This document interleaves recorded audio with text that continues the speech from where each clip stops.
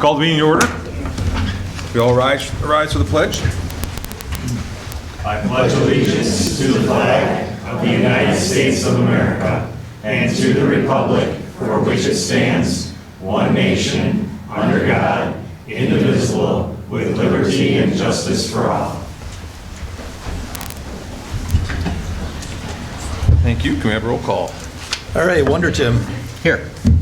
Highboard. Here. Steffes. Here. Gardine. Absent. Palmer. Absent. Dehan here. Vanek. Here. Just All right, thank you. a point of correction. Palmer should be stricken from All right. the roll.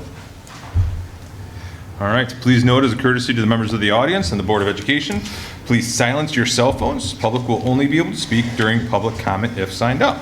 And I've got the forms here. Mr. Merkel, any yours? All right. Very good. Item number 1, approval of the agenda. Can I get a motion? So moved. Second. All those in favor?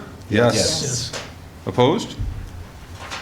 All right, agenda pass. Item number 2, the reports agenda.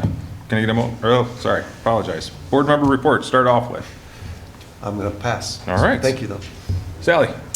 Yes, I've been able to start visiting some of the schools in the district and just enjoyed spending some time with the staff members in their lounges and bringing along some donuts every now and then, and going to be doing some reading during March's Reading Month as a guest reader, and just keeping an eye on what's happening with our schools and across our country and in our state as well. So that's it. Good, thank you. Bob? I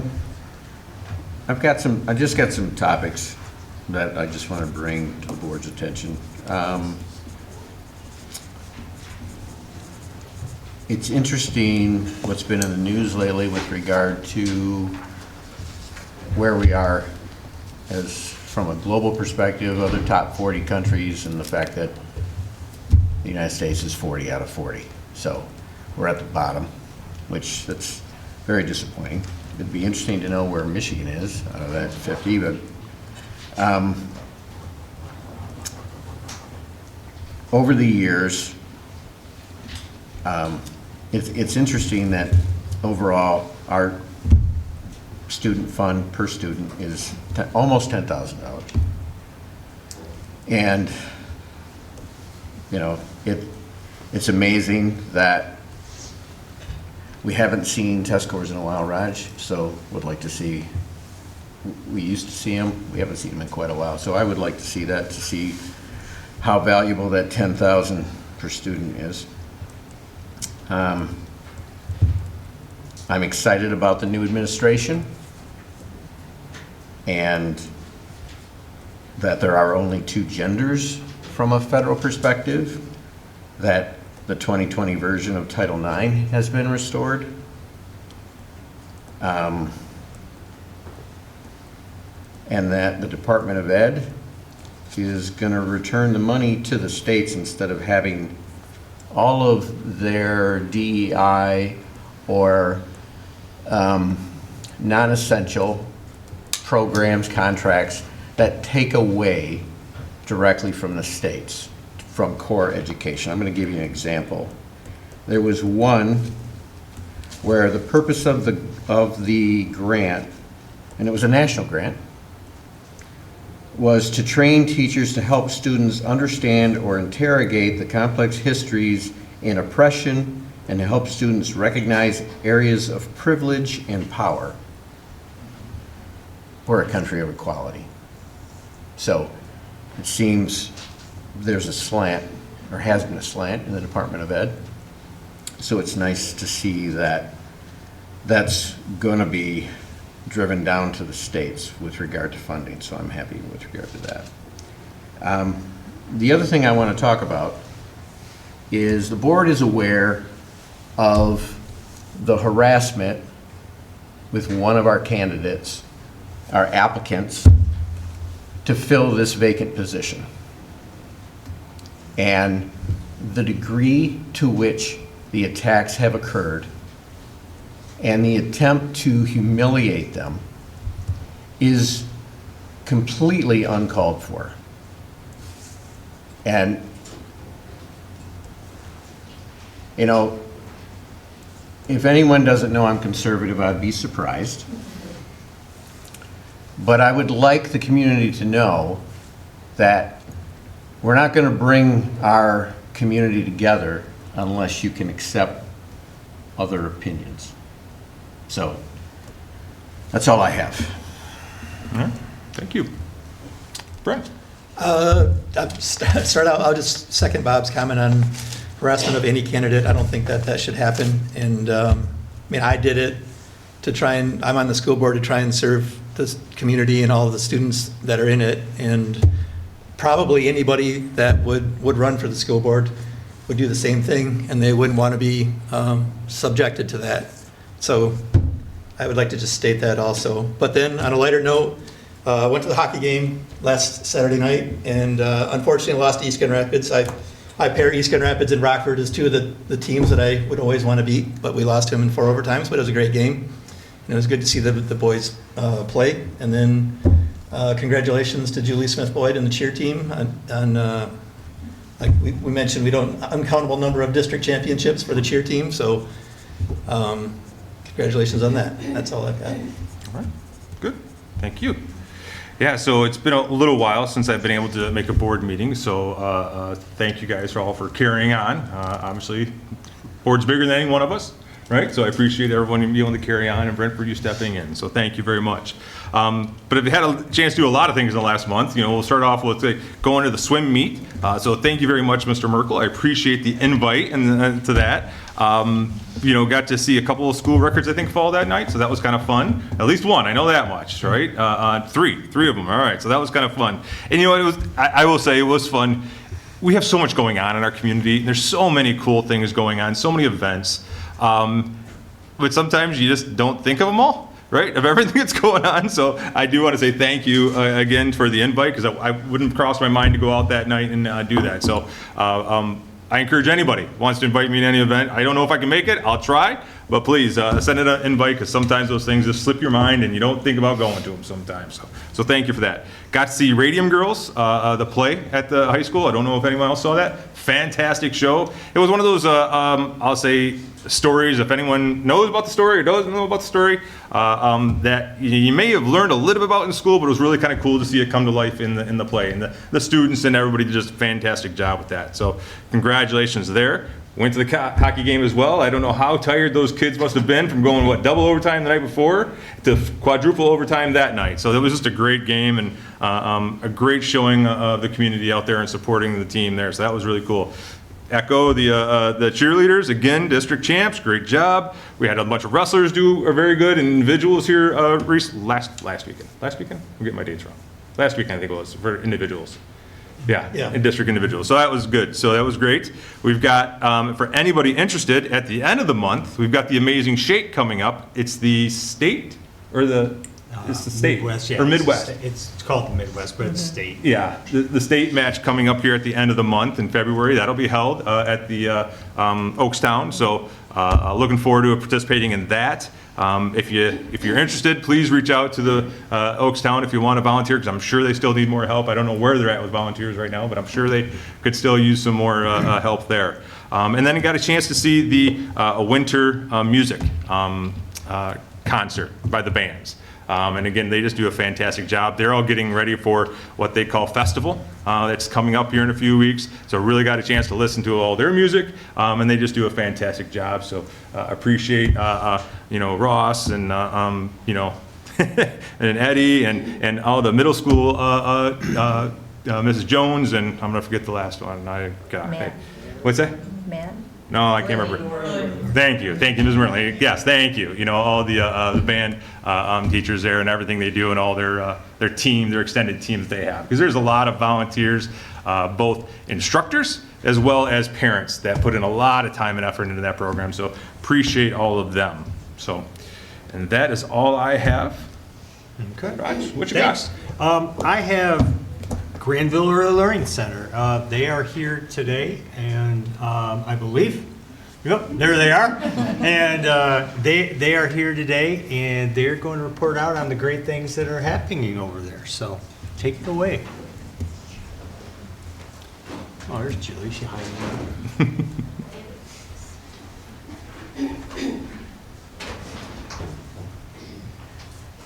Good evening.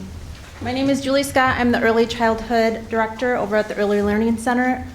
And I am honored to be here, as well as everyone else that I brought with. Obviously, our littles couldn't join us this evening, so I brought along a different part of our family. We want to introduce to you tonight the wonderful things that are occurring within our facility surrounding inclusion.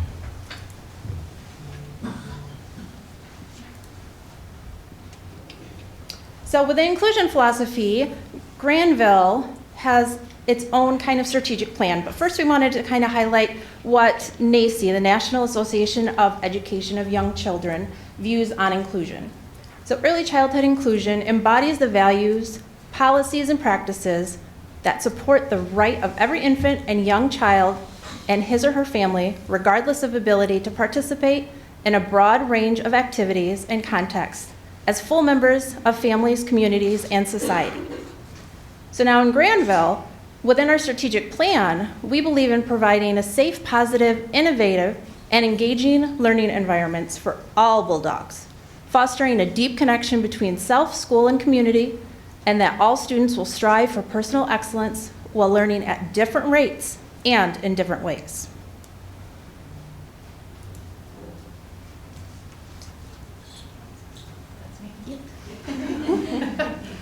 Hello, everyone. I am Alexis Krodzma. I am a lead preschool teacher at the Early Learning Center. I teach for, or under the umbrella of the Great Start Readiness Program. Stands for GSRP. If you're not familiar with it, it is tuition-free preschool in our state. So I'm here to talk about what inclusion looks like in the GSRP classroom. So basically, it's a program that we have about 16 students that are in every classroom. We try to have, we always have 2 teachers in the classroom. My associate Stacy's over there. Stacy and I teach together. And so we have 3 of our classrooms here today that each of us have about around 14 to 16 kids. Right now we're not full, but we're close.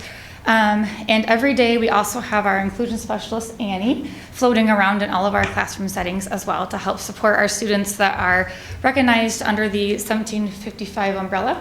So basically what that means is they qualify on an educational setting, basically, on like an IEP. It could be for speech, autism, it could be a variety of different learning disabilities or certain needs that they have. So we have all those classrooms formed in advance so we can prep and plan accordingly, and then we have a schedule where Annie and then also Taylor, our parapro, is here. She also helps with all of our students too throughout the classrooms as well. Lisa, who is behind me here, she's our speech pathologist that works in all of our classrooms as well, and Jenny is here as well as our social worker. So we all work together as a team, as well as actually Kelsey, who's not here, but she's our physical therapist who comes and meets with all of our students that need their support. But what I love about the setting that we have with GSRP is the fact that they can come and they push into the classroom so that they can be in the actual setting of the classroom and not always have to be pulled out. Obviously, every child is different with their needs, and so they may need to, like if they're extra quiet, they may need to be pulled out for a minute to kind of hear a certain speech sound. But what I love is that they can be a part of the community, part of the village that is created in the classroom so that they can learn from each other. And as we know, as educators, and I think as parents too, we know that children teach children, and also adults teach children. So it's a blend of modeling, and it's a blend of a village that we work together as a team to create a whole learning environment. So hope that makes sense. Oh, sorry. Yeah, no, that's okay. I can click it. All right, so next Lisa and I are going to talk about the key features of our program and what makes it successful. And maybe, do you mind talking about that? And I'll pass some things around. Yeah. So we have a lot of different tools and strategies that we're using in these classrooms to support our students. And he's going to pass some of that around. But one of the first and really important things on my end as a speech pathologist is our students' access to AAC. So some of our students are using high-tech augmentative communication, so that looks like an iPad with a communication app that allows them to just communicate with lots of different vocabulary, communicate their wants and needs. And we also have some low-tech AAC in our classrooms, and that looks like maybe a communication board with some different pictures that students can use to communicate any of their wants and needs. Annie's passing around lots of different fidgets that we use for our students that they can use to help stay focused in the classroom. We also have access to flexible seating for our students, so some of our students might use a box chair or a wiggle seat, yes, as Annie's presenting, just to help keep them focused and regulated in the classroom.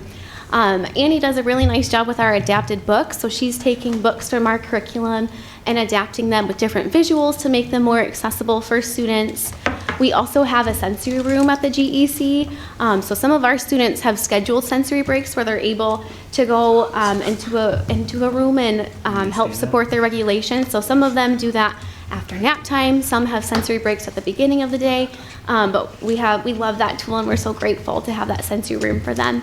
A lot of our students use different visual supports, so things like a visual schedule to help prepare them for what's coming for the rest of the day. And then like Alexis said, our students have access to peer models, which has just been huge for them, making progress in their language and their ability just to do school as a preschooler. And then we have our co-teaching model where Annie's working alongside of our general education teachers to help support them and make the classroom accessible for our students. There's nothing wrong with a published schedule. I have to have one, so I know what we're talking about. I'm Annie Bosch, and I'm the inclusion teacher over at the GEC. So another key feature of our program, kind of like Lisa talked about, is working with the curriculum and making it more accessible for some of our students. So the GSRP classrooms use Connect for Learning, and within this curriculum, there are books, and as you can see, I passed a couple of them around. I am taking the books and adapting them so that they're more accessible for some of our students. So I look at that learning objective in the curriculum, what all the students are going to be learning, and then I tie it into their IEP goal so that we can collect documentation and data on both ways and work to support our students, but also really emphasize their strengths and use that towards the curriculum. And then Lisa and I also come up with a core word of the week looking at the curriculum, and that's one word that we really drive home with our students. We give a visual to the teachers, and then we plan our small groups around that core word of the week. So like this week, our word is look. So we're using the word look, and then Lisa also gives really good good examples for the teachers to use in their classroom, and then also for parents to use at home. So it kind of ties all settings for the students to use that word. And yeah, the biggest piece is collaboration. So I'm in those classrooms all day, every day. And the general education teachers work daily with everybody on our team to incorporate database decisions and individualized strategies for each student to be successful at their current level.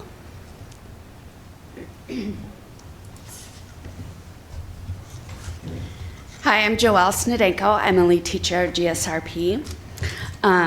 It's an honor to work with Annie and her staff.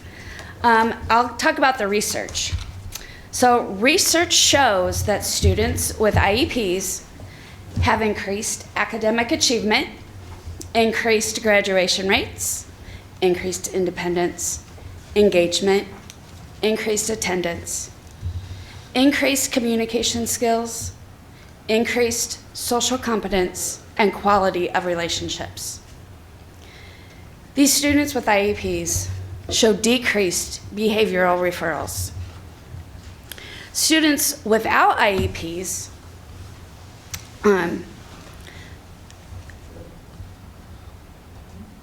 have the same positive effects.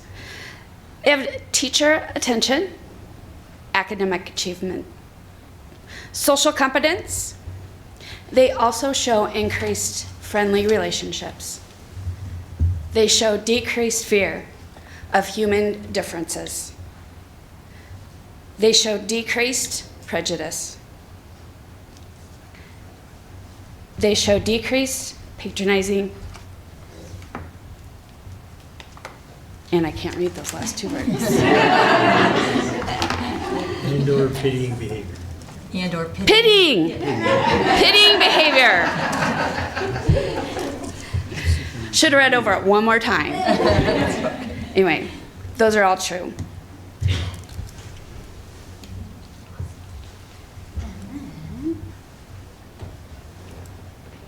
We have a little video for you because the kids couldn't be here tonight. Will the audio work on this? Yes. Okay, awesome.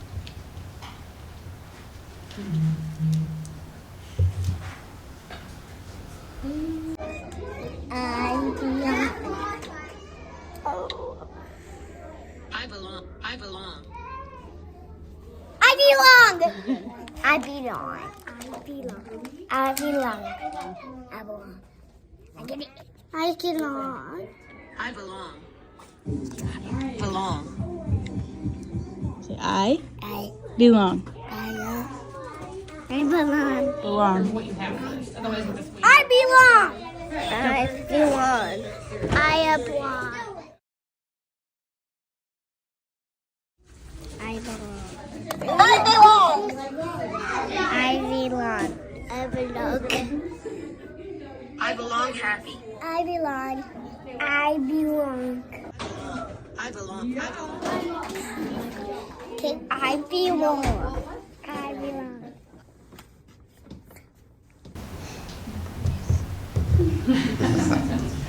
So those are our kids, and I think the next slide. Ooh, sorry, this is hard to operate. Here we go. Yeah, thank you for your time. Thank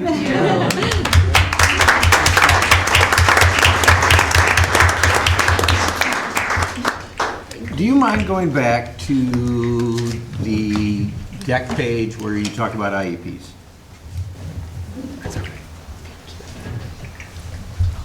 So, when, Could we clarify, just, I don't know if everyone in the audience knows what IEPs stand for. right, They're individualized educational planning programs that are put together by a team of educators, the parents, the social workers, speech language pathologists, and sometimes the students are involved in it too. So I just wanted people to understand what that meant. so when every student gets an IEP? No, students who qualify under disability. Okay, They get so- an individualized education plan. Right. Yep. I have a special needs son. So that's where I was trying to get at. So in your capacity, in your programming in that, when you are teaching and doing your diagnostics, you're finding these as well, correct? And helping the parent understand the next step with regard to testing? Fantastic. Because what you'll find is parents have no idea where to start. So the fact that you are reviewing that, it's incredible. It's just incredible. So I thank you for that. I really appreciate the fact that you have taken the evil nature of inclusion out of the dialogue here, because that's what inclusion means. And I know that. I worked with many of your colleagues when I was a teacher, including people with special needs, including people that had IEPs for one reason or another, or 504 plans. And it was really important. It was important for those students so they could excel and reach the potential that they were meant to reach. And it was good for our gen ed students who learned tolerance and patience and acceptance. And as we pointed out, they learned how to teach, and so they learned more.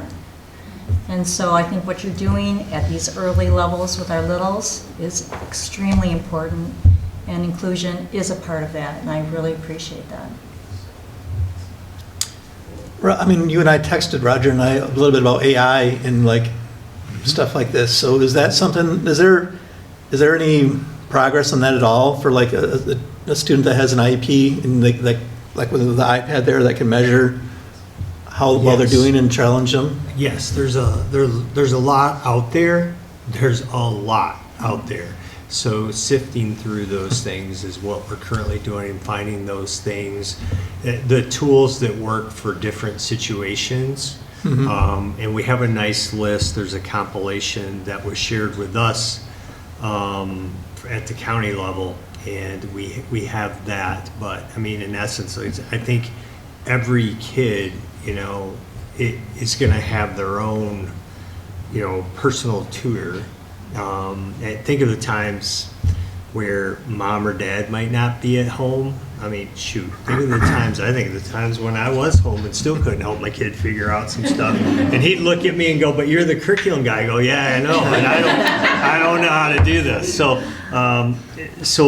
there are a lot of tools. It just depends on what you're trying to accomplish of all ages, but it's really vetting those things to make sure that we can use them the most effectively for our kids. So I do think that's going to really make a huge impact as we move on, as we learn more. I think it already is, but I think from a larger scale, it will,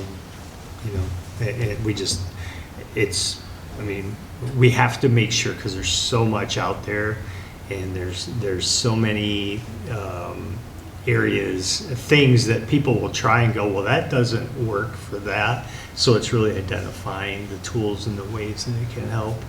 But it will help. It'll play a huge role, I think, in a lot of the teaching and learning things of the future. Do you have any idea how far out that is yet? Wow, like Can you refer to it's probably on Newsweek. I mean, I've only been on Newsweek once, and that was for calling a snow day. Ask Google AI. There you go. I could ask AI and see what it says, but not sure, Brent. But I do think it's getting more and more. We have a team at the district level that's talking a lot about it and the tools. We have a policy established. We have a variety of things. So I feel very good about where we're at, but we got a long way to go, obviously. And probably by the time we get there, AI will be way ahead of us doing something else. So, go ahead. Forgive me if you said, but how many scholars do you have currently in your program? I think you said 16 per class, but how many classes total do you have? So it's 16 students per classroom, but in each classroom we have about between 4 and 5 students that have IEPs, specifically under the umbrella of the 1755 eligibility. Okay, thank you. So I just want to thank you. I mean, I think this is a great slide, because obviously the students with the IEPs are getting something right, and that's really where we want to spend so much of our time. That's where we do spend a lot of our time, right, in helping those students. But this other side here, I think is just as important. And even though you're not, actually intentionally, giving them any teaching or training, they're learning, right? And I can tell you, I come from a time probably in school where there wasn't much inclusion, right, of students that would need an IEP or be different, right? And we didn't know how to necessarily verbalize those things, and we did have a lot of patronizing and pitying behavior and prejudice and so forth like that. I was lucky enough, my mother taught a special ed religion class. So I had the opportunity as a young child to be involved in these classes, right? And to learn that a little bit more so maybe than some of my peers. But I thank you for that, because I think that's really big, especially as we continue to evolve as a country, right? And as people. So I do appreciate all the work you guys are doing there. So thank you. Any other comments? Thank you. Appreciate it. Drive safe out there. All right. Any old business? No old business. All right. Item number 4, consent action item, or consent action agenda. Can I get a motion? So moved. Second. All those in favor? Yes. Yes. Opposed? All right, moving on. Number 5, regular action items. Resolution to participate in the Kent ISD Schools of Choice program. Can I make a suggestion? Yeah. That we combine 5B, 5C together. No, I'm sorry, 5A, Yeah. B, and C 5A, together. B, and C. Since they all go. Because they all go in hand the in hand. positive, right? That- They I all think we go did in the same the thing last year. Yeah, they all go in the affirmative, right? Or I shouldn't say they should, but there we go. All right. So doing 5A and 5B and 5C together, those read as, it is recommended the Board of Education approve Grandville Public Schools participation in the Kent Intermediate School District Collaborative Schools of Choice program for the 2025-2026 school year. It is also recommended in 5B that it is recommended the Board of Education exercise the option permitted by Section 105 of the State School Aid Act of 1979, as amended by Public Act 300 of 1996, and not accept Section 105 applications of non-resident students from outside our district for purposes of operating an intermediate school district-wide schools of choice program in accordance with Section 105 for the 2025-2026 school year. And as 5C reads, it is recommended the Board of Education exercise the option permitted by Section 105C of the State School Aid Act, Public Act 119 of 1999, as amended by the Public Act 297 of 2000, and accept applications for enrollment for residents of contiguous intermediate school districts for the 2025-2026 school year. Can I get a motion? So moved. Support. So the elevator speech of all that. And we've been doing this for a long time. The resolution to participate in Ken ISD's School of Choice program was a result of opting out of Section 105, because what Section 105, the state plan does is kids from all over the place can apply for schools of choice. I mean, you could have kids from technically, you could have kids from the other side of the state apply to go to Grandville. And obviously, you can see the big hurdles that stuff like that causes, transportation, a million other things. So what this does, what happened was the ISD superintendents got together and said, it makes more sense for us to have a plan that's within the county, where people can choose to go to schools in the county, and then we're also able to put numbers out there as far as what we can support, what we can take in regards to schools of choice.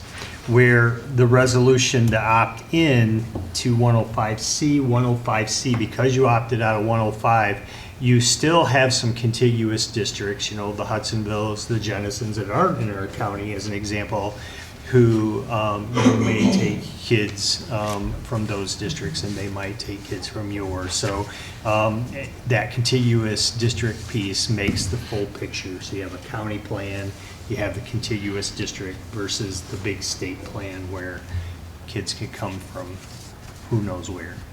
And I think Roger said it, but this is an annual event that Yes, we have to. we've done it for years, way before I got here, actually. And I'm old, so I know I've been there. Thank you for the background. Any discussion? All right. All those in favor? Yes. Opposed? Motion passes. All right. Item 5D, delinquent personal property tax waivers. My favorite. It is recommended the Board of Education approve the waiver and consent forms for the City of Walker to strike the 2019 and prior delinquent personal property taxes from the tax rolls. Can I get a motion? So moved. Support. This also is an annual item that we bring to you. Typically, I have 3 municipalities. However, Walker had a earlier deadline, and we haven't received anything from the City of Wyoming yet. But once we do, we'll bring those back to you, City of Grandville and City of Wyoming. So, very small dollar amounts, and typical of what we've seen in prior years. And if the city cannot collect, because we are one of the recipients of these funds, we have to approve it. Right. This is going back 5 years then? 6 years, 5 years? 2019, so Yeah, 5. to 2019 and No, before. And before that? Yep. Okay. Because let's say there's one for 15,000. Any discussion? Any questions? All right, all those in favor? Yes. Opposed? Motion passes. 5E, the school calendar.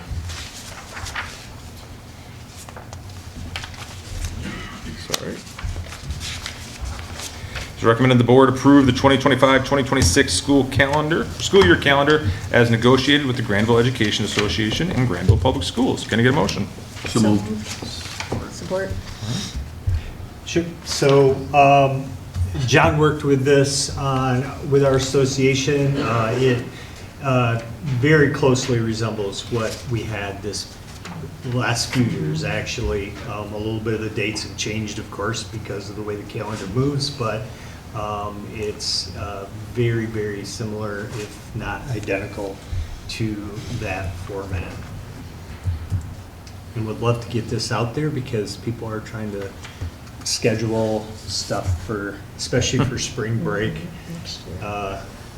next year. Was the last one that we brought forward, I thought that was for several years, that we approved for 2 or 3 years. Is that not? We did 2 years, yes. Yeah. We Okay, did so it 2 was years just in for the 2 past, years? So here we are, yeah, with this one, and then we'll come back to you at a later time, you know, for hopefully 2 more years, but we needed to get this one done so we could have a calendar out there so people could plan.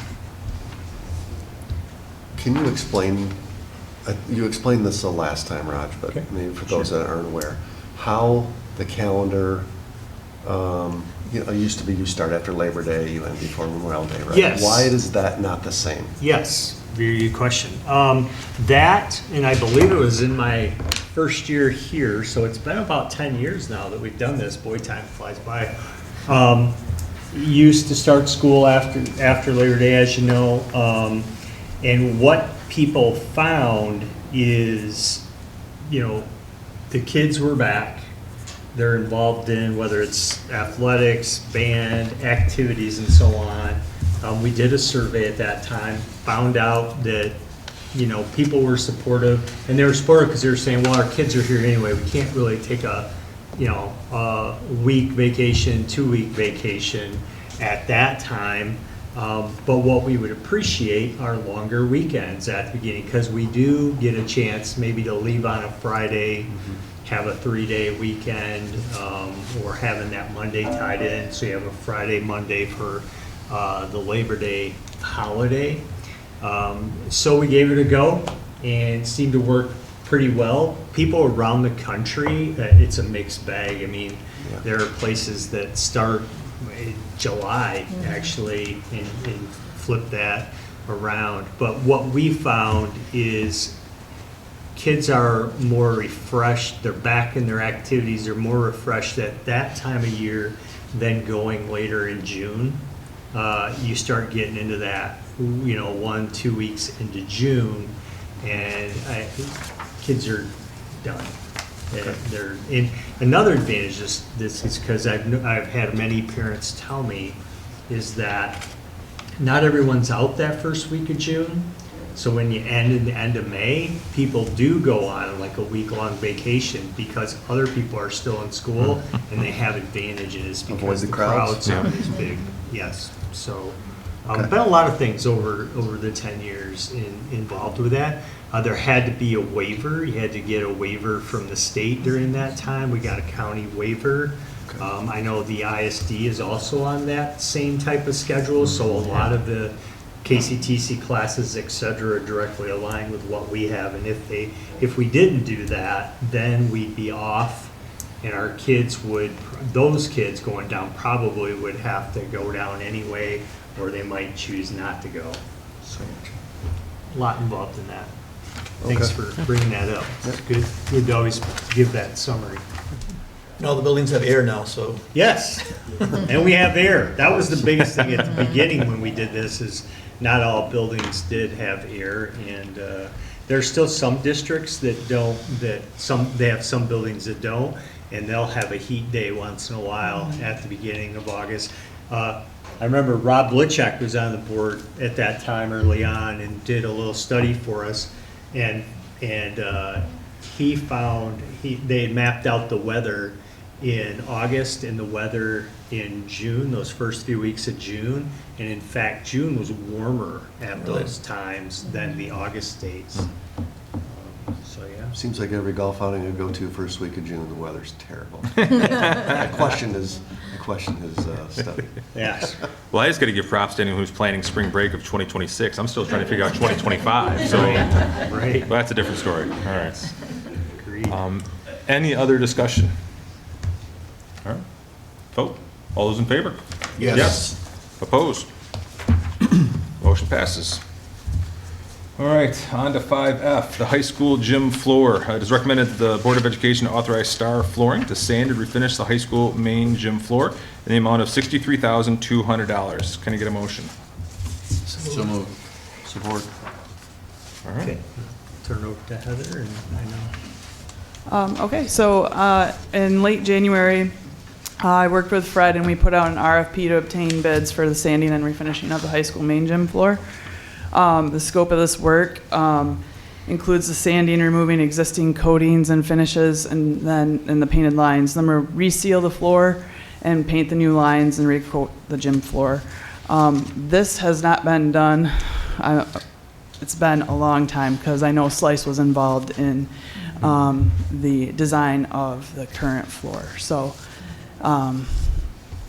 yeah. So, 2 new requirements for some of the coatings that we have to use. So those were very specific in that RFP. We held the bid opening in this room on February 5. Star Flooring and Floor Care Concepts were the 2 low bids. They were within $400 of each other. That Friday, we had our post-bid interviews virtually. Both companies, their full bid was complete to the standards and the specs that we had asked for. So ultimately, we are recommending Star Flooring's bid because it is the low bid. You can see here we did have an alternate on there. Again, regarding the design, I'll show you the 2 bulldog heads. We didn't know what that would look like from a cost standpoint, so we wanted to be cognizant of that. And that's why we bid that as an alternate. So, Are either of those 2 companies local, or are they all? yeah, they're both within the Grand Rapids area, and we do business with both of them. Okay. Heather, it's interesting, the price difference on doing the bulldog. Did they tell us why they're able to, it's pretty much half the cost. Do they throw it in? Is that like a loss leader for the bulldog as the alternate? Yeah, I think one was double, right? The other on that. One was 1,200, the other one was 24. So. Yeah, and honestly, I don't know. We didn't ask that question, and we talked about like dumpster on site and that type of stuff, but just curious. It almost seems like it's a loss leader. It could be. I don't know. I don't know if it's their comfort level in the design and what their experience is with it or not. But it's just vinyl. Questions. I think I heard Joe ask it earlier, but the second gym. Are we at a point where I was just going to. I didn't hear the answer to that. Thing. Oh yeah. It will be refinished. The second gym will be refinished, but not to this extent. Just that sealer that we put on every year. It's just such a dark and dingy color, and the lack of lighting in that gym. Yeah. It's like a dungeon compared to the main gym. I wonder if we could at least look into lighting in that gym. We can put it on the list, yeah. Right. See what the cost is. Just curious. Mm-hmm. I appreciate that. Has that ever been an issue, the lighting? Has anyone ever complained about it? Not to my knowledge. I haven't had any complaints about it. Okay. The biggest issue is the floor kind of itself, right? It's yellow from the oil base that was used in past, just like the current large gym.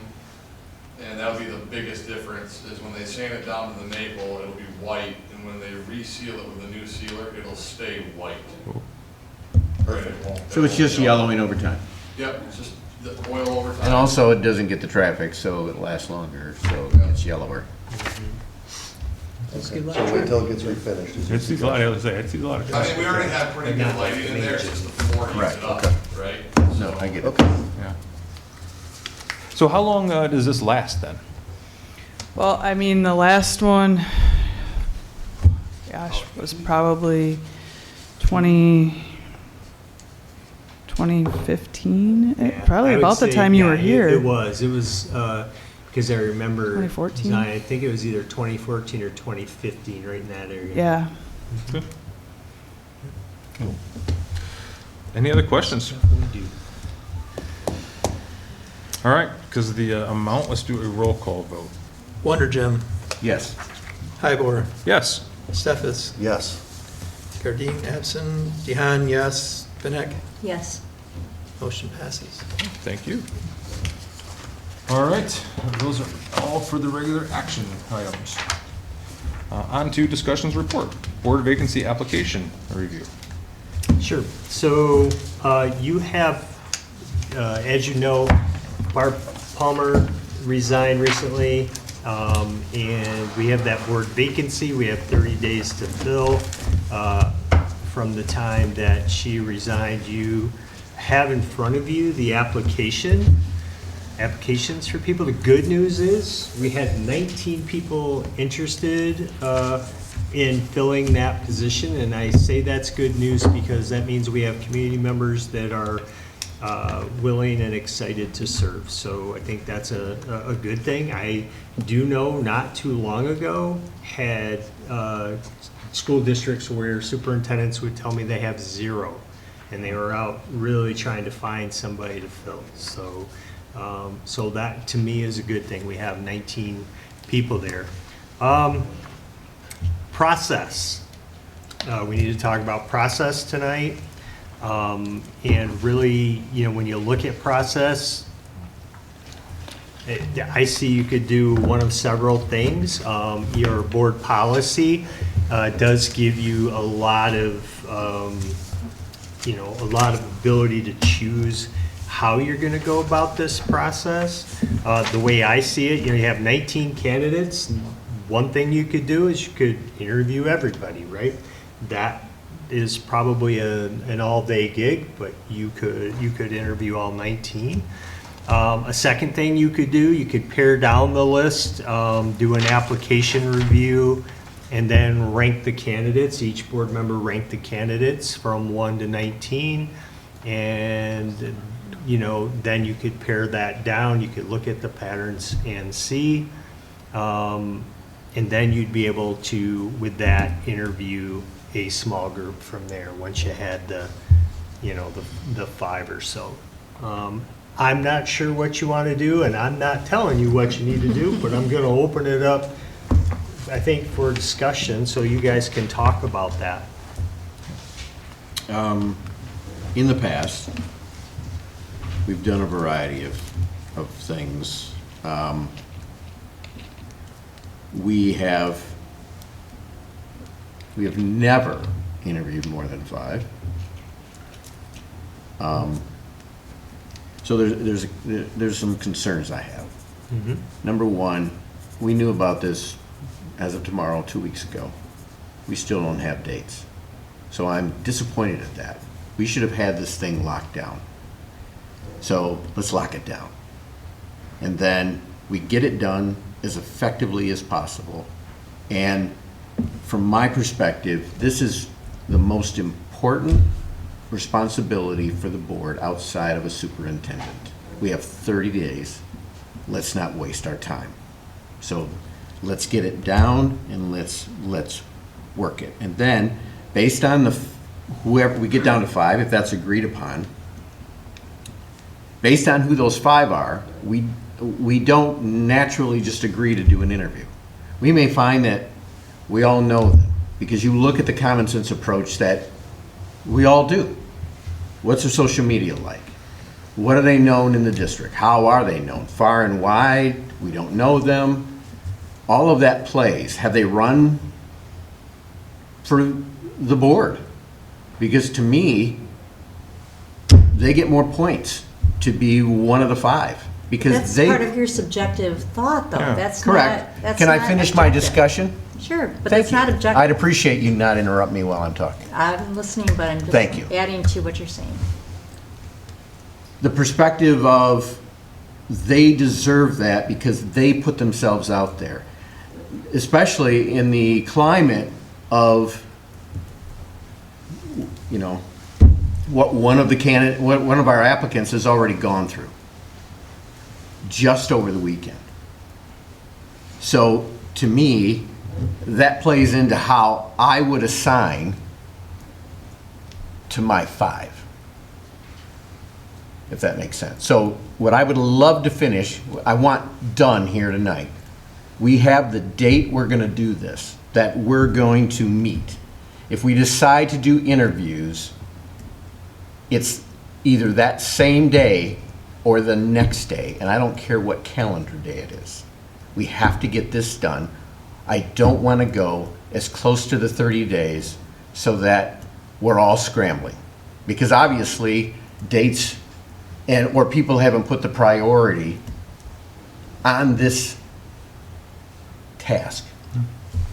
Now I'm done. Great.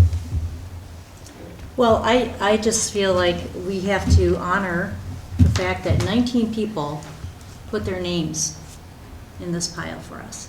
They were willing to take the time and the energy that it took to put forth their names as possible candidates. And I don't know if, I have a question, and I don't mind if you answer. Have we ever had that many people put their names into the hat for such a position?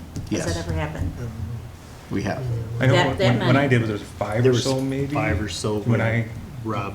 yeah, When I ran, we Chris, had 20, when I was appointed. When you were When you were appointed. And what was the process that was done then, Bob? Yeah, but that's back when I was Exactly what I, 25 though, so. it was exactly what I just told you. The Okay. board got down to 5, they interviewed 5. If you ran in the past, which back then, it was hard to get people to run for the board, but they considered that. So the task I'm giving you is what was considered. I'll give you another instance. When I was appointed to the board, it was a 3-3 tie between myself and Steve Zinger. It's the very first time there was a tie, because appointments don't happen that often. We drew cards after probably 20 votes over a 2-day period, and they were on the 30th day. We drew cards because there was an impasse. I won. Steve did not. At the time, Stan Ponstein was on the board. He had been on the board for 20 years. He had also successfully so I was July 31st. He ran for and won a seat on the Grandville City Council that November. He then resigned. Instead of going out for apps again, since it was only 4 months, Steve Zinger was appointed because of the fact that he put himself out there. So there was no second round of interviews then? Not for Steve, he was just appointed. That's not the case any longer, if I'm correct, though. If we come to a tie, it goes to the ISD. Correct. Correct? If you, No. if you can't figure it out within 30 days, Right. Yeah. it goes to the ISD. There That's is, what I'm saying. we are not limited based on the way that this policy is written. It tells us at the board's discretion. You can draw.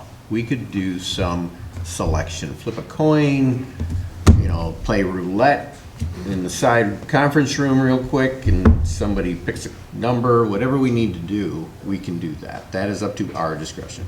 ISDs do not want this responsibility. I'm sure. And it is a huge embarrassment to the district if we would not be able to come to a decision. Because I'm going to tell you, it would be all over the media. Well, you had said that you have some things that you would like to add that would automatically make people, or give them extra points in your mind in terms of having run for the office already, correct? From What- my 5, if we were to all pick 5, it would be from my 5. Okay. And I don't think anyone disagrees. I mean, we've had obviously discussion, or we've tried to do the doodle. Was that what it was called? I can't remember what it was called. The noodle, the doodle, to try to choose a date. So we've been trying to choose a date. So take a little exception saying, hey, we're not trying to find a date. I mean, we're trying to find a date. We just can't come to an agreement on it. So we're working on it. I exchanged messages with Brent, and he had a similar idea on choosing. I mean, the way Screen. that we, at work, when we interview, like, I don't just make a decision on who to hire. We have all the managers in the department make the decision. And the way that we do it is we each pick a couple of the candidates that we want to interview that we feel, based on their resume or application, are the best, and then give that to HR, and then the HR will schedule an interview with 3 to 5 candidates. That's generally what we do for hiring positions. That's what my recommendation here would be, to have the board members submit based on the application, their top either 3 or 5, whatever it is, and then we go from that to do an interview with 3 to 5 people. That's my recommendation. And So the I like board that idea. interviews the 3 to 5 people. Right. in New York County. Yep. We could get it 24 hours to review these, do, like you said, look at social media, right? Look at some of these things, see where we're at, and see, because I haven't had a chance to go through this, right? But there's probably 50% of these people I don't know. So I need to do a little due diligence on my part, right, to figure out who some of the folks are. So I apologize if anyone's here and I don't know you and you applied. My apologies, but don't know everybody. So yeah, so I mean, I like that idea, and we could say, we could have responses, what is it, 24, 48 hours, to Roger, because Roger said he would kind of lead this exercise for us. And we could have them, let's say, I don't know, Wednesday at noon, right? We could have all of our, what we want to say, 5? 3?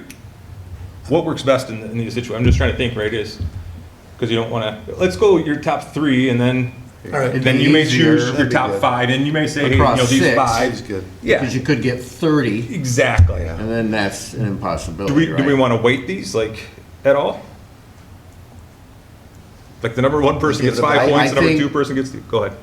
No, go ahead. I interrupted you. I apologize. No, that's okay. I mean, like, the number 1 person gets 5 points for you, the number 2 person gets 4 points, and so forth. That way you have a weighted, or does that make it too complicated, right? I'm just trying to think how to get to a number.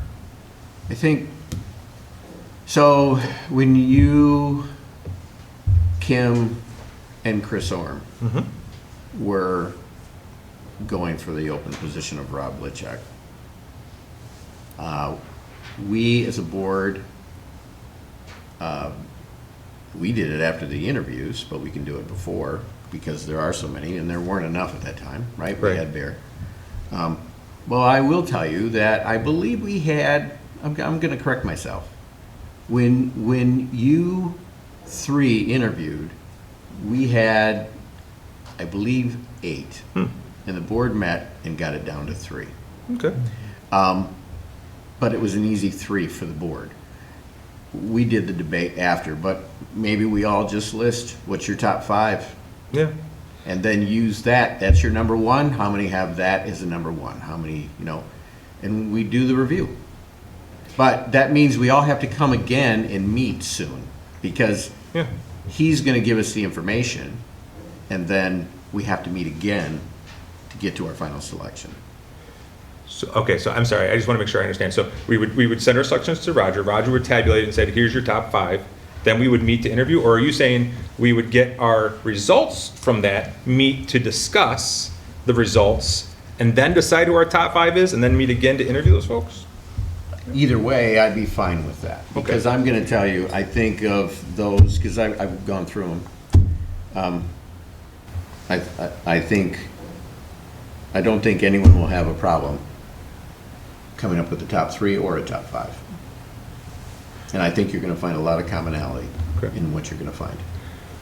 So when you do this, do you want to rank them 1 through 19? 1, 2, 3, and so on? And then your group, each of you has them ranked. We'll take them, tabulate them. Whoever has the lowest scores overall would be the people that everyone said are more toward the top. Does that make sense? Yeah, we could do that too. I think that's more fair, to be honest, because I feel like it keeps everyone who submitted their names in the Yeah. running at that point. Yeah. I do want to say, I take issue, Bob, with the idea that just because someone ran for the school board would make them more qualified than anybody else. I don't agree with that. I think that there's a lot more of an objective way that we can look at the qualifications for someone to be on the school board. And I think that's where, if you go into the evaluations of these resumes and look at the qualities as dictated by the strategic plan that we want to have as a replacement for Barb, I don't think that that necessarily means that they've run for school board. And I would just encourage everyone on this board to think a little bit more objectively than just that standard. I think there's a lot more things to consider than that. And we can have a difference of opinion. That's but- true. So we'll rank them 1 through 19, Yes, send them to you, yes. then you'll He'll tabulate it. tabulate it, and Yep. then in theory from that, we'll pick the top 5 to interview at that point? Sure. Let's get it done. What date can we do is the there? interview? You must have something. I'm just trying to think here. Well, 2 dates So- were thrown out, right? Yep. I mean, so they Yeah. were It was tomorrow. tomorrow, which I don't feel is feasible. Yeah. The 27th was the next date. Yes. Was it 27th? I believe gotta so. look at my calendar, Was so I 26th. apologize, I'm getting my phone to look at my calendar. It was the 26th. Yep. Okay, And then I suggested Saturday. yep. I can do Saturday. You cannot do the 26th? The 22nd, you're thinking? I can't do the 26th. But I will change my schedule if that is what everyone except me has. I don't have a date free next week, but I will make a date free. So whichever one you choose, we'll make sure it happens. Could you do Saturday? Let me, hold on. I think, Yes, I can do Saturday. I can do Saturday. I think First- that's the best alternative, Jason. Yeah, that's fine, it's fine by me. We do like a 9 o'clock on Saturday. Yep. Get it done. Roger will schedule the interviews 30 minutes apart.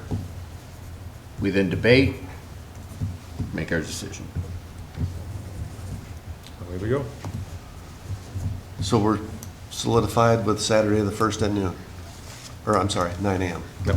Saturday the 9 1st. a.m. Not the 9 You're a.m. talking about the 22nd, right? 22nd, Bob? yes. Whatever Saturday's date. Next Saturday. It's Next 22nd is Saturday. what you and I talked about. Hold on, please. Okay. Let- Yeah, Let that's me what- check that. Yeah, 'cause it's this upcoming Saturday. That's 22nd fine. is Saturday. Yes, this Saturday. Yes, That's even better for me. perfect. It's usually just the elementary schools that have that early basketball games and that type of thing, right? So no one else has got typically anything early. Little kids running around the gym. Okay, so, So this Saturday, the 22nd, is at 9 o'clock, we'll start the interviews. Yep. You guys will get to me by Wednesday. Wednesday at noon. Wednesday at noon, your rankings of these applications. Don't know if you want to use this or not, but it's like a little scoring rubric that you Yeah, can send it use around. or you Can I don't see it have to around? use. Yeah. You bet. Send it around. Can I- Kind can of I- broke down, and I'll just share with everyone else what this has on it. It breaks it down by different areas: experience of skill and skills, vision and priorities, understanding the role of a board member, community and values, commitment and time availability. So just broke that down, so as you're looking at it, if there are things that ring true and you want to use that, use it. You don't have to, but it's just another tool that helps. I'm fine with it. So if we rank from 1 to 19, do we use their name and then the score we gave each individual? We have a sheet for ranking them with everyone's name on it and a blank next to it, and you can just rank it. Perfect. Okay, so we'll make sure you have that. Do we have copies of that, John? Okay. Are follow-up questions allowed to any of this? I mean, follow-up questions, these are not questions, this is a No, ranking. I just gave you some areas. I mean, I think a quality board member, these are some of the categories. It doesn't mean that you might not even decide to use this, but it just kind of guides you. I mean, obviously you want somebody with with a skill set or some experiences of whether it's boards or working collaboratively with a group or whatever. Vision and priorities, somebody that talks maybe in there about what their vision is of or priorities as a board member, what they see that being. Do they understand what their role is or not? That's one. And then do they talk about community and values of the community and so on? And like I said, you can use that to help you if you want. You don't have to. It's just another thing you could use. Okay. So you're saying this for when we're doing our review? Yeah, okay. when you're looking at the application. Are you just gonna do like a Google form? I or force misunderstood rank, that. or what are you talking gonna about use? using this for the interview process. Oh. So. No, my that's bad. our I top would say five. most That's- questions will probably fall under one of those, but Okay. Yeah. I can do it either way. Right now, I have the candidates alphabetically by last name in a Google Sheet with a grid next to them with a place to print and sign the member's name. If that was going to be something in here, I could put it into a Google form and have it pre-populate. And then we just select and it just That'd be takes pretty off the fast. 1, the 2, the I 3. can put yeah. that in whichever way you want. All right, so That works. make sure I understand this.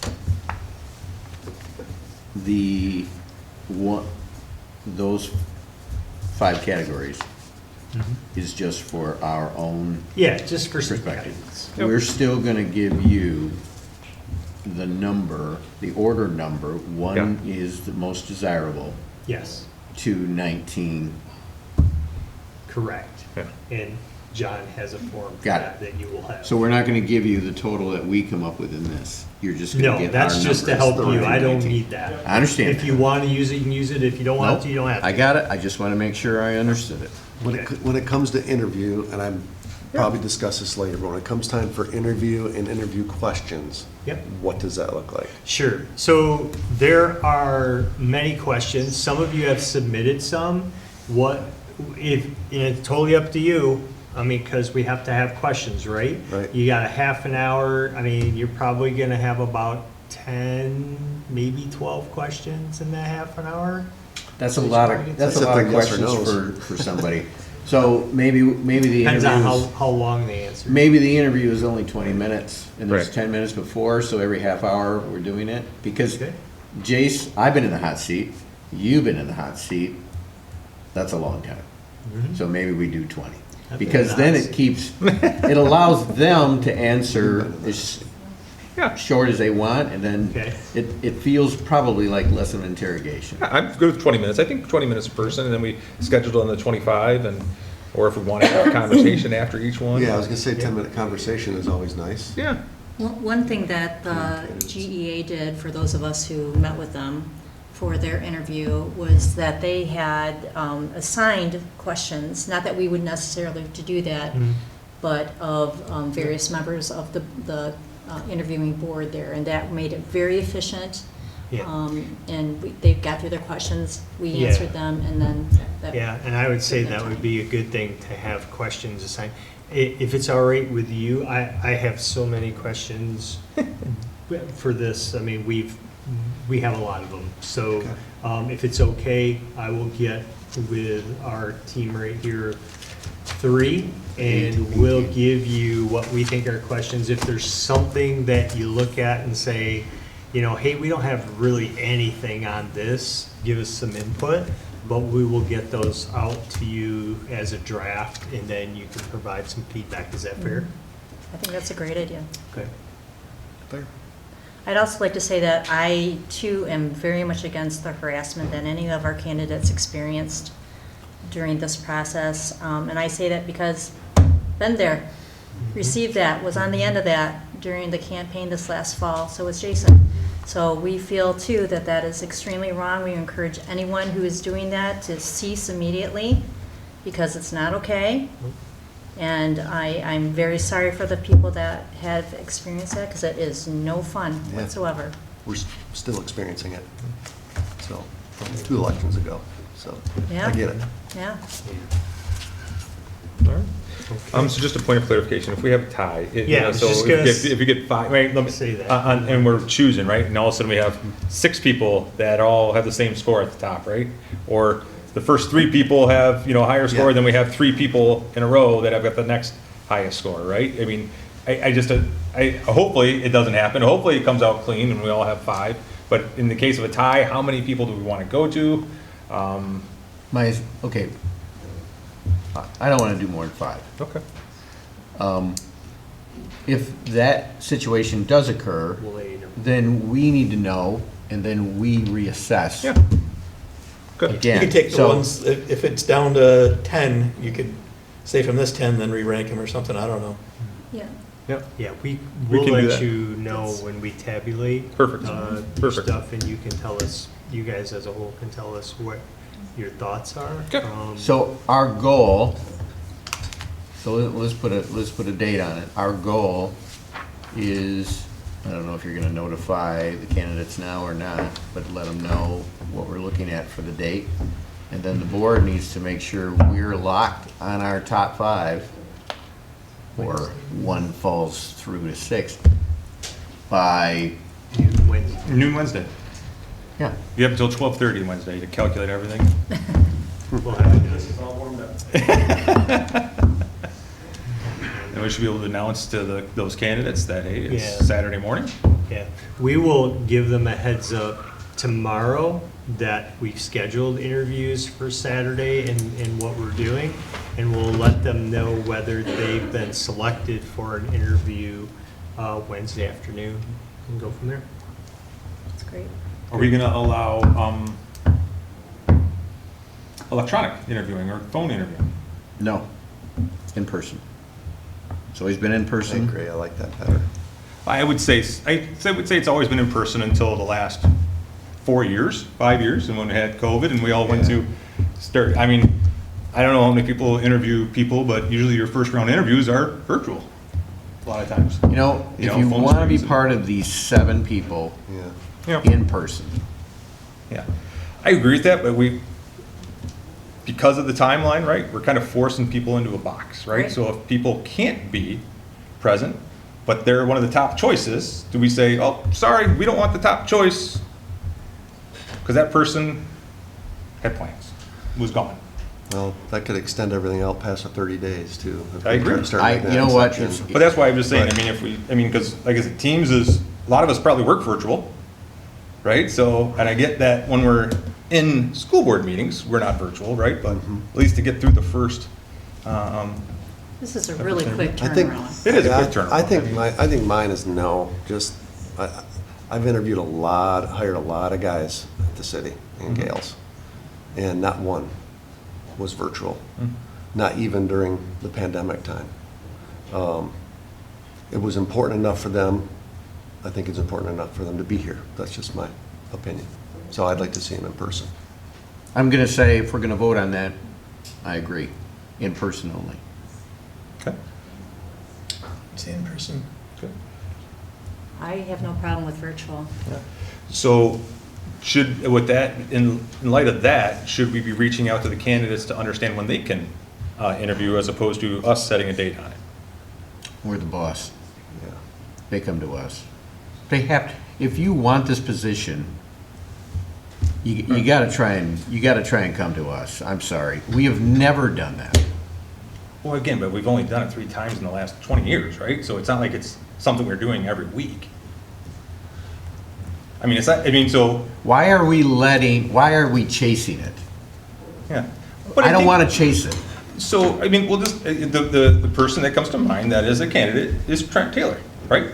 And he had a vacation planned for months, right? It's not like he planned the vacation after Barb resigned and after we knew the dates. And he's a person, to your own criteria, that would rank extremely high on the desire to interview because he ran for the school board previously. So why would we say one of the top 3 people, because I think there's only 3 people that have applied that have run for school board in the past, why would we say automatically one of those 3, sorry, because you made plans 3 months ago before you even knew this was coming? Hello. Hi. That's my perspective. No, I get it. I'm not having the moving off discussion. it. I'm not moving off it. I'm just having the discussion, right? I'm just trying to, think what's reasonable to do in this situation. That's just my viewpoint of it. If we want the best, and again, to your criteria, he'd be one of the top 3, we're automatically saying that person doesn't get a chance because of something that happened 3 months ago, or because of something that they made plans on 3 months ago. That's unfortunate for him. Yes, we are the board. I don't feel I'm the boss. I feel that these folks and all the people that live in Grandville are the boss. And we are serving them.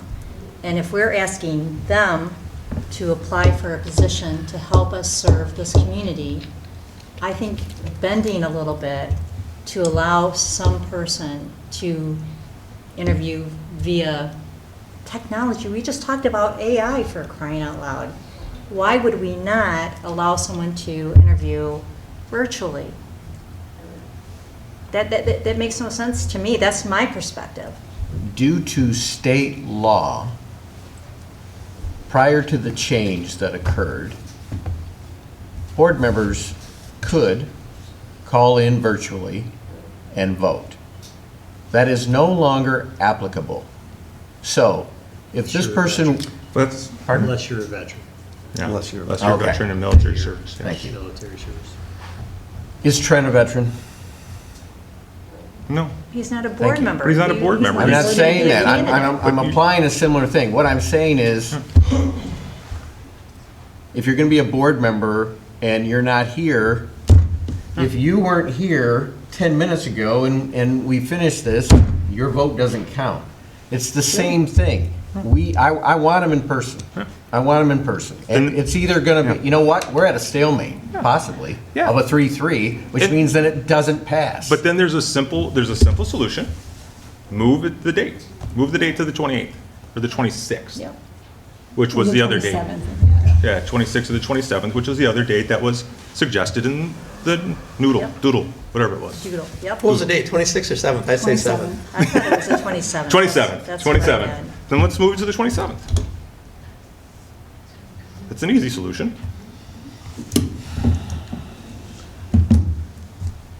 I thought we already had the date set, so.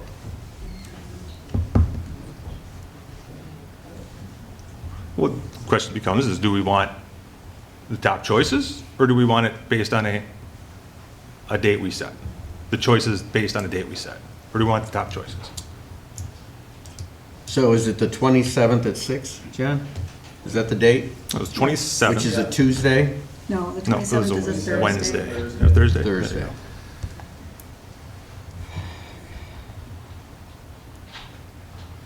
Okay. 27th? Joe? Does that work? I don't, no, it doesn't, but whatever. I'll rearrange my schedule. Okay. In person, Now I'm 6 really p.m.? confused. 6 So, PM on the 27th? 6 PM on the 27th is when you're interviewing people Yes. And voting. selecting. and voting. selecting. And deciding. Hopefully by, say we said 25 minutes if we have 5 people. So by 8, 9 o'clock, we've got a decision. 8:30, 9 o'clock, we've got a decision. 6 PM. And we're sticking with this Wednesday at noon for you to get us the ranked candidates. Yep. This is the And- 1 through 19 Yes. ranking? Okay. Yes. And then are you going to send out the questions? Those We questions, will, sample questions, or how do you want yes. We will share the questions with you, draft, Yeah. once we have, it won't take us long. So, and yes, AI played a part in some of the questions, by the way. So let's But talk. there's a variety of questions. Let's talk a little bit more about questions. So what we typically do is every board member will ask a standard question. And then if there's additional questions, the board member asks any question they want. And we stay within the 20 minutes. And within the guidelines they sent you of things you cannot ask. Right. in- Oh, obviously, right, obviously. Very HR of you, nice one. Yeah. So do we want to then also send the question we want to ask to Roger, so we all have the same question? That's our decided question on? Well, Okay. you were That's going to 6. compile with your team Yeah. a list of questions that you would think Yeah. would be appropriate. And Yep. maybe if you send those to us, you could say, pick, I don't even mind if you assign us, to be honest with you, because we were going to hear this, the same question for every candidate Right. anyway, Yeah. right? Because then we would know what to ask, and Yeah. then it would be expedient Mhm. of their time and ours. And then Yep. if you wanted to ask other questions, we'd have more time to do it that way. I agree, it doesn't matter who asks what question. Right. Right, yeah, Right. I'm good with that. It doesn't. No, I'm fine with that. Good, All right. perfect. We'll get those together. If you have a question, get it to us ASAP, and then we'll create a list. I think I sent you some questions just on the wrong email, though. Okay. No, No, I got yours. he's asking. I'm asking if you want it.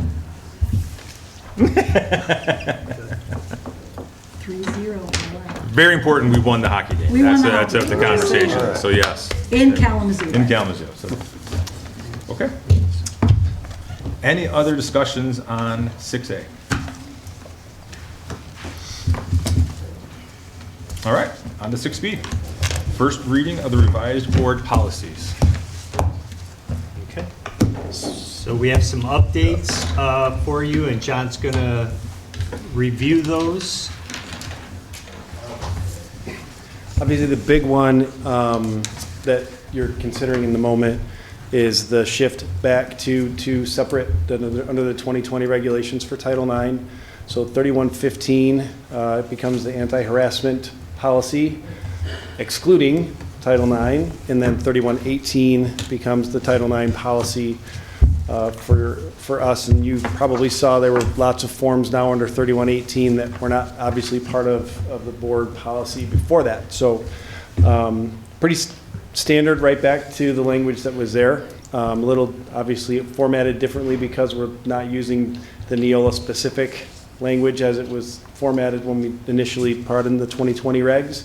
We held on to those because we needed them. The other ones are the ESTA policy, which I noted in the part of it for you guys at the very top. It says, unless this changes after printing, because I know that they're working on that obviously right now in the state. So that's a part of it. And then finally, just shared that generative AI policy that is Grandville specific.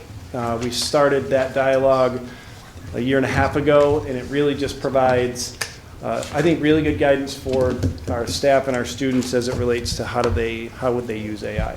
So shared those with you guys digitally. I didn't print them out this time. I can obviously do that if you wish for the next time we meet, but just what questions might you have? John? Yeah. I don't remember that email. Could you send it again? Yeah, love to. Thanks. I'm very sorry. No, it's probably me. You're fine. I'm old. So John, is it fair to say with the Title IX policies going back to two separate policies, we have Neola's policy. That's already in place, the old policy. We kept that. And the Troon policy goes back to two old policies that mirror that. So as you look at the Title IX policies in the revision, those are old policies that Troon recommends that align with what we have in Neola. So if I were you, I'd probably be good to look at the Neola that's in place, look at the Troon, and see if there's anything you have questions about. And one of the huge differences in how they're formatted in both places, under the Neola policy, they have the separate discrimination and the separate Title IX policies in every section. So they have the same policy, but they have it in the staff section, in the certified staff, the classified staff, the students. They have it in 4 different sections. And so this one has it all, just the Troon policy has it in one place in the 3000s, which is applicable to all students and staff that are in our district. So I think it's a little cleaner. John, you know what? Bless your heart, but I haven't memorized every policy. Elliot Larson, is there any policies or any policy that has tidbits of Elliot Larson in them? Yeah, 3115 does. Okay, so that's what's going away. So the new 3115 still has tidbits of Elliot Larson in it. What they took out was when they redid it, they had anti-harassment and Title IX, everything all under 3115, because it allowed for all those policies to be under one umbrella. The 2020 regulations require anti-harassment, non-discrimination to be in one place and Title IX to be in another place. Elliot Larson Civil Rights Act is embedded under the non-discrimination, anti-harassment side in 3115.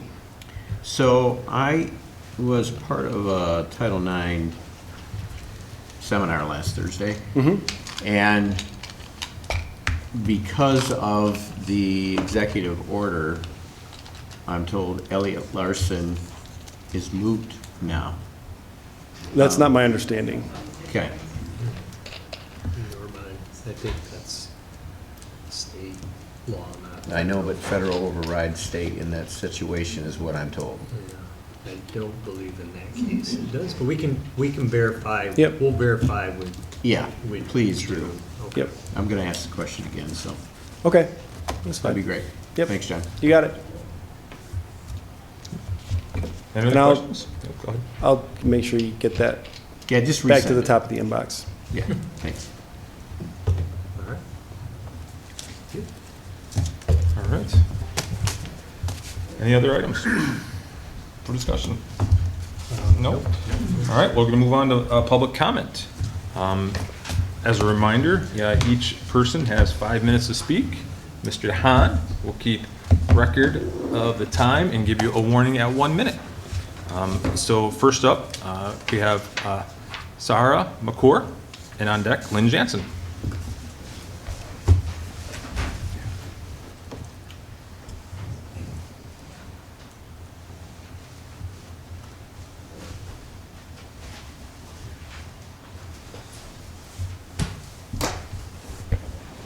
Okay. Third time board meeting appearance, and I want everything on record. I'm back again, Roger. A college assault is easily preventable if there was a leadership in that middle school building. All right? It took us 231 days to meet with you, and the only thing we got is lies, excuses, and more lies. 269 days for Ken to come up with a support plan for a call, so a call can feel safe in that building and sense of belonging and other stuff that he said. We're only here for one reason today, and that reason is, Roger, we need all the footage, every single footage. Everything that you and John showed us in this building here, and everything that we watch at the prosecuting office. We want everything, including you guys' latest discovery. We want everything by this Wednesday, because you guys had them all along. You said privacy law. When something like this happens to a child, privacy law doesn't apply. And I told you that on November 7th. No immunity, no policy. Show them, look, show them. That's my son. That's his tooth broken in half. Okay? You can't hide behind privacy law, Roger. It doesn't apply here.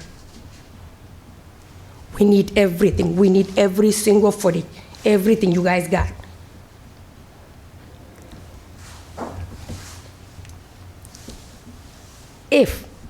If everyone did their part, this is easily preventable. This. On March 13, Cody and Walter lost their privacy right or privacy law when they did this to my son.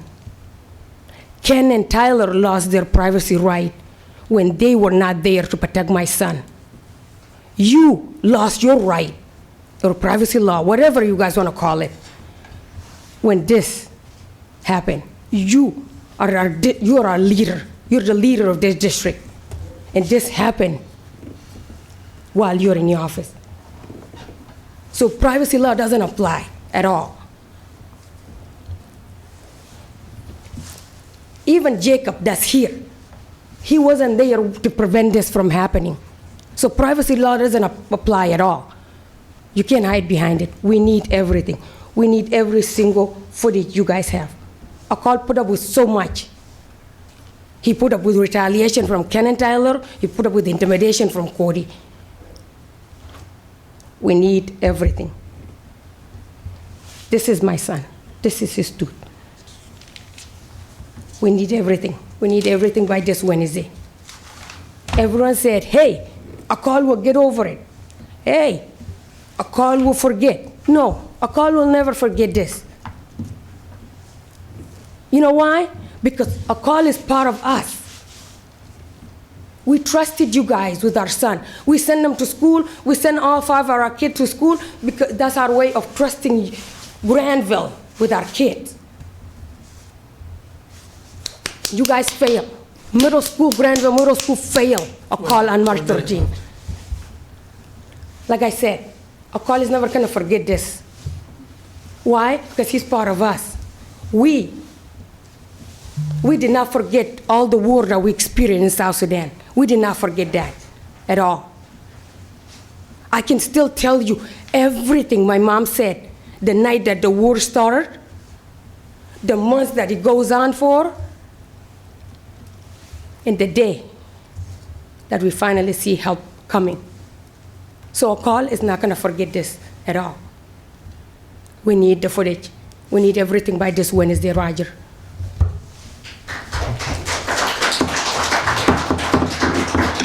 Order. Up next, Lynn Jansen, and then Christina Hybor on deck.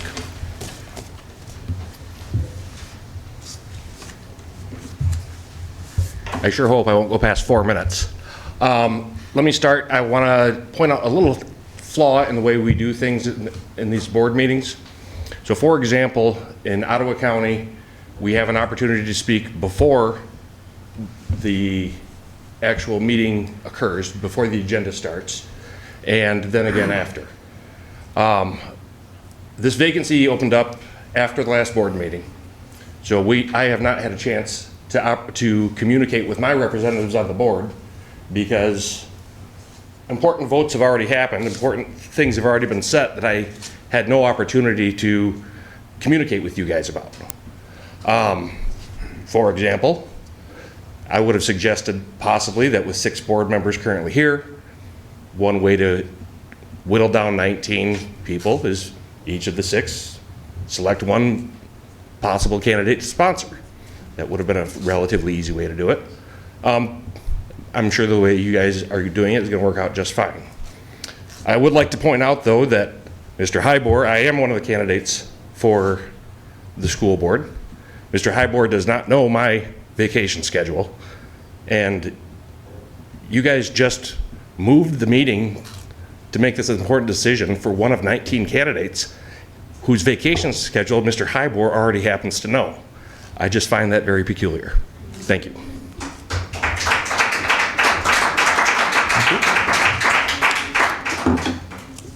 Up next, Christina Hybor, and on deck, Ann McCarthy.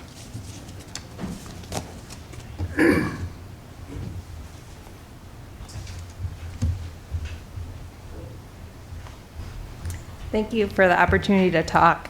While I don't want to diminish all that the entire board does for us, I am speaking towards just one person on the board today, and I'll explain that at the end. I just wanted to take a moment to express how proud I am of you, Jason, and the incredible work you do as president of the school board. I see firsthand the time, effort, and thoughtfulness you put into reviewing every piece of material and ensuring you are fully informed before making decisions. I saw you with that big, ugly white binder full of bylaws, and I'm just like, how does he do this? It's amazing, your dedication. Your dedication to understanding the full picture and your ability to think critically about every issue truly sets you apart as a leader. I know how much you care about making educated and thoughtful contributions, and it's clear that the community benefits greatly from your hard work and commitment. I don't talk in front of people. Your thoroughness and willingness to invest time to ensure the best outcomes for the students and families you serve are qualities I deeply admire. Thank you for everything you do, not just as a leader, but as someone who constantly strives to make a meaningful difference. I'm so proud of the way you approach this responsibility with such care and dedication.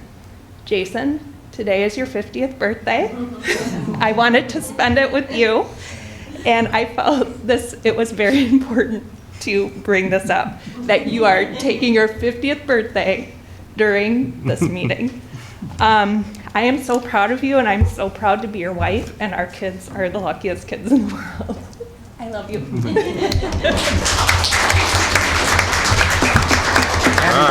right, thank you. All right. Just a little one. All right, that was a setup. All right. Ann McCarthy on deck, Mary Gunther. Hello, Yeah, beat that, by the way. I'm joking. I know, I'm sorry. Mic drop. Okay, so I have a lot to talk about. Number one, I want to acknowledge the Senior Survivor fundraiser that just was held at the high school. This is evidence of the amazing community that surrounds Grandville Public Schools. My son had the opportunity to be one of the senior survivors, so I do want to go on record apologizing to the high school teachers about all the sugar and caffeine I brought into the school last week for him to sell. But he had such a great time. It was such a great way for him to connect with other students at the high school, and the amount they raised was just astounding. So kudos to everyone who puts that on at our high school. Number two, I want to recognize, of course, like I always do, our Grandville bands. We did have the high school district solo ensemble festival a couple weekends ago. We had 32 events. 26 of those scored a rating of 1, which is superior, and then the rest of them scored a 2, which is excellent.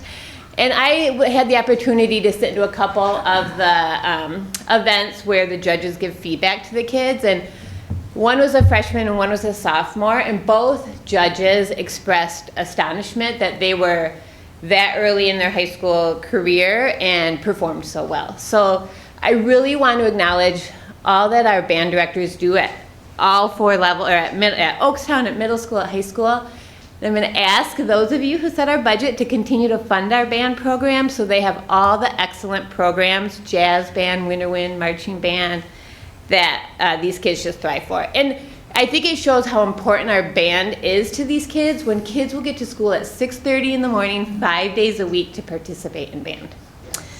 And there are upcoming band events to put on your calendars if you want. This Saturday at Hudsonville at 6:50, our Winter Winds ensemble performs, and it is going to be a great, super fun performance. And then March 4th at the high school, we have the festival. 8 a.m., 9:55, and 12:45 is when our bands perform.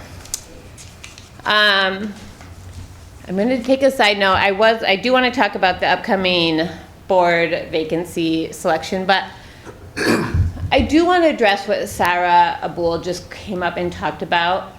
I've known the Abul family. I mean, our boys went to kindergarten together, and now they're seniors. And it breaks my heart that this is happening to a co.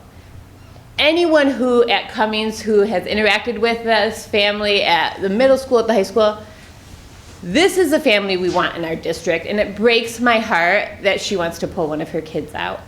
So I ask that you please support her. I mean, just listening and advocating for her child, like just listening and validating what she's feeling is so important. So please do what this family needs because they are very good people.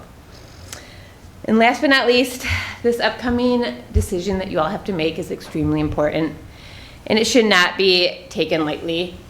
I do publicly acknowledge that harassment on any level is inappropriate, and it has happened on both sides, just this past election and the election before, where blatant lies were shared about a candidate and nobody spoke out against it. So I do acknowledge the current board members who have spoken out against harassment against their opponents in elections. And so if anyone on this board is going to call out one group for harassing, they need to call out everybody for harassing. I think it's important that we look at our most recent election for school board members because, excuse me, that shows what's important to our community.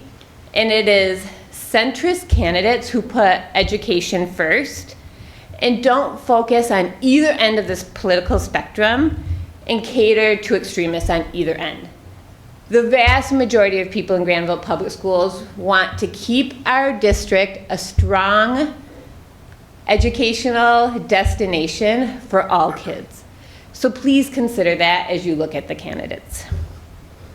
And I'm just going to put in since I have more time. I do think that allowing virtual interviews is important. I'm a physician. We just hired a physician in our office. And we wanted the best candidates from anywhere in the country. So the majority of our interviews were virtual, and they went just fine. And we were very happy with the candidate that we hired. So I think if we're stuck in the mindset that, well, we've never done it this way, we can't do it that way now, we're stuck in the past, and we don't need board members who have that mindset, because it's not going to move our district forward. Thank you for your time.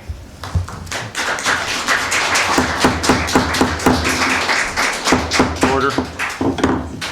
Mary Gunther.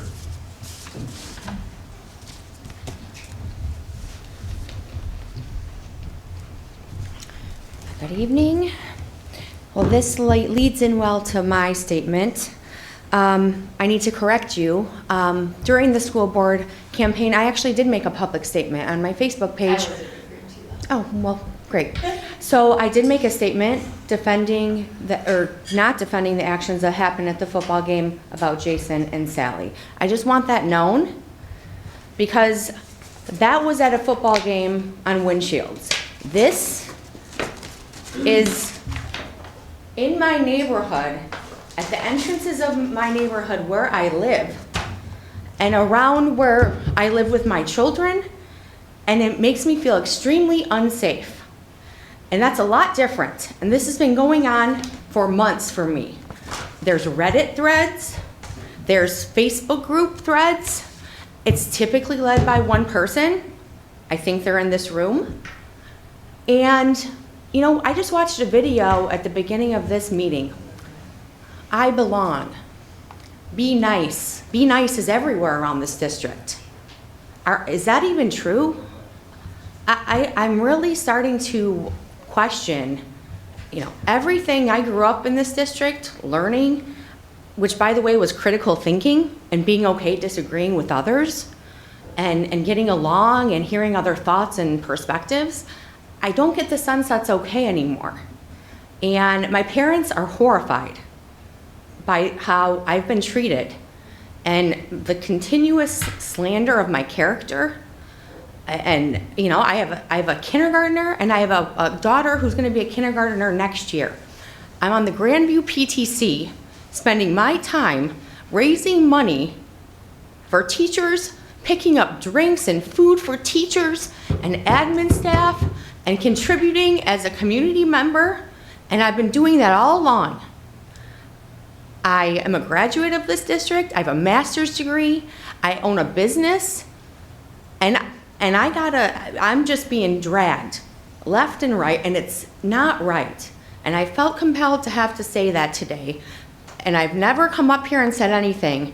In all those months, you know, being attacked, it's a two-way street. And when are we gonna move forward past this stuff ever? You know, want to talk about centrist politics? I'm a centrist. I consider myself pretty common sense person. But you wouldn't know that with the names I'm being called, which also includes being called names by, just today, one of our teachers. I have a screenshot of it. This is unacceptable.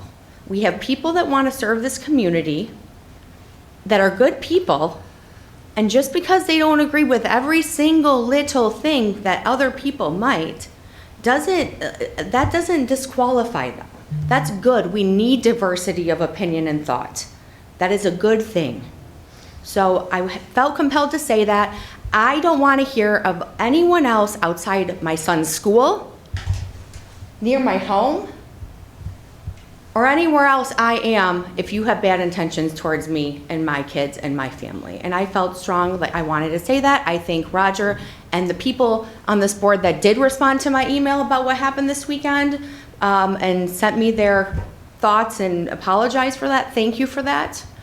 And I look forward to this process of, you know, you guys possibly appointing someone from the community. I will support whoever it ends up being, because I care about this district. And for those that want to run me out for whatever reason, just know my kids are young and I'm going to be around for a long time. So that's what I wanted to say. Thank you for listening.